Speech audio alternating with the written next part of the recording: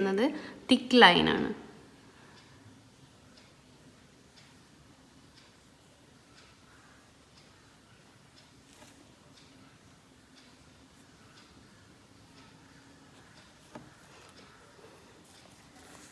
തിക്ക് line വരയ്ക്കുമ്പോൾ നമ്മൾ തിക്കാക്കി കൊടുക്കാൻ വേണ്ടി ഇങ്ങനെ പ്രഷർ ചെയ്തിട്ട് ഇങ്ങനെ കൊടുക്കും അല്ലേ? ഇത് തെറ്റാണ്. ഇത് കണ്ടില്ല, അവിടെ ഇവിടെയും പല സൈസായിട്ടാണ്. ഇവിടെ കുറച്ച് ബൾജായി നിൽക്കുന്നുണ്ട്, പിന്നെ കുറഞ്ഞ്, അങ്ങനെയാണ് നമുക്ക് കിട്ടുക. അപ്പോൾ നമ്മൾ എന്ത് ചെയ്യുക, ആദ്യം നമ്മൾ തിൻ ലൈന് വരയ്ക്കാം.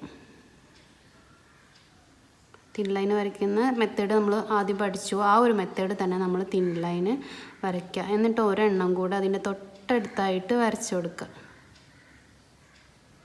കണ്ടോ? ഇനി നമ്മൾ എന്ത് ചെയ്യുക, ഇതൊന്ന് ഫില്ല് ചെയ്ത് കൊടുക്കുക.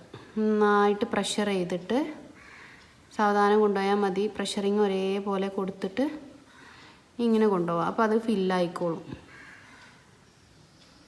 കണ്ടോ? ഇതാണ് തിക്ക് ലൈൻ ചെയ്യുന്ന കറക്റ്റ് മെത്തേഡ്. ഒന്നുകൂടെ കാണിക്കാം. തിൻ ലൈന് വരയ്ക്കുക, തൊട്ടടുത്തായിട്ട് വീണ്ടും തിൻ ലൈന് പൊക്കി പിടിച്ചിട്ട് തന്നെ വരയ്ക്കണം. കണ്ടോ? ഇനി നമ്മൾ എന്ത് ചെയ്യുക, ഇതിനെ ഇങ്ങനെ പ്രഷർ ചെയ്തിട്ട് കൊണ്ടുപോവാം.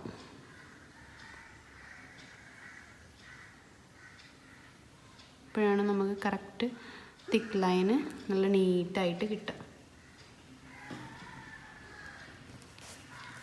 കണ്ടില്ലേ? അപ്പോൾ ഇതാണ് ശരിയായിട്ടുള്ള രീതി. നെക്സ്റ്റ് വരുന്നത് വേർട്ടിക്കൽ ലൈനാണ്.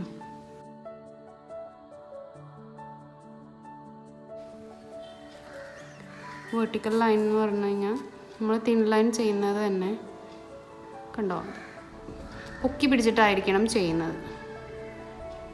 ജസ്റ്റ് ഇങ്ങനെ താഴേക്ക് വരച്ചു കൊടുക്കുക.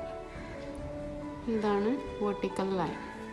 തിൻ ലൈൻ ചെയ്യാനാണ് നമ്മൾ ഏറ്റവും കൂടുതൽ നന്നായിട്ട് പ്രാക്ടീസ് ചെയ്യേണ്ടത്. അത് ഓക്കെ ആയാലേ നമുക്ക് ഇതെല്ലാം ഓക്കെ ആവുള്ളൂ. അപ്പം ജസ്റ്റ് ടച്ച് ചെയ്യുക, എന്നിട്ട് ഇങ്ങനെ വലിച്ചു കൊടുക്കുക. എവിടെ അവസാനിപ്പിക്കേണ്ട അവിടെ ടച്ച് ചെയ്യുക. ഒരുപാട് സ്പീഡിലൊന്നും ചെയ്യണ്ട. ഈ ഒരു രീതിയിൽ തന്നെ ചെയ്യാം കേട്ടോ.